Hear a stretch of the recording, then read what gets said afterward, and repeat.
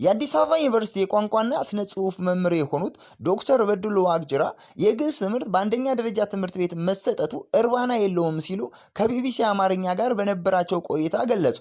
ግዕዝ የሞተ ቋንቋ ነው የሚሉት መምህር በድሉ ይህንን ቋንቋ እንደ አንድ የትምህርት አይነት ከሶስተኛ ክፍል ጀምሮ መስጠቱ እርባና የለውም ብለዋል። አንድ ቋንቋ የአፍ መፍቻ ተናጋሪ ከሌለውና ከ25,000 በታች ተናጋሪ ካለው ሞቷል እንደሚባል የሚናገሩት መምህሩ ይህንን የሞተ ቋንቋ ከታች ክፍል ጀምሮ መስጠት የተማሪዎችን ጊዜ ማጥፋት እንደሆነ ገልጸዋል። ቋንቋ የመማር ወሳኝ ዓላማ ለተግባቦትና ሕይወትን ለመምራት እንደሆነ የሚናገሩት መምህር በድሉ ግዕዝ ለተግባቦትም ሆነ ሕይወትን ለመምራት አሁን ላይ ጥቅም የለውም ብሏል። ሆኖም የግዕዝ ቋንቋ ጭራሹኑ በትምህርት መልክ መሰጠት የለበትም የሚል አቋም የላቸውም። የግዕዝ ቋንቋ በአዲስ አበባ ዩኒቨርሲቲ፣ በጀርመን፣ በፈረንሳይ ውስጥ ይሰጣል የሚሉት መምህር በድሉ ቋንቋው የሚሰጠው በግዕዝ ቋንቋ ምርምር ማድረግ ለሚፈልጉ ብቻ መሆኑን ይጠቅሳሉ።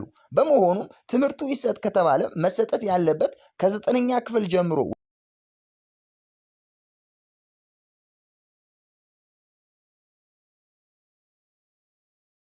ወይም ለአንትሮፖሎጂ፣ ለታሪክ እና ለቋንቋ ጥናት ፍላጎት ላላቸው የማህበራዊ ሳይንስ ተማሪዎች እንዲሆን መምህሩ ይመክራሉ።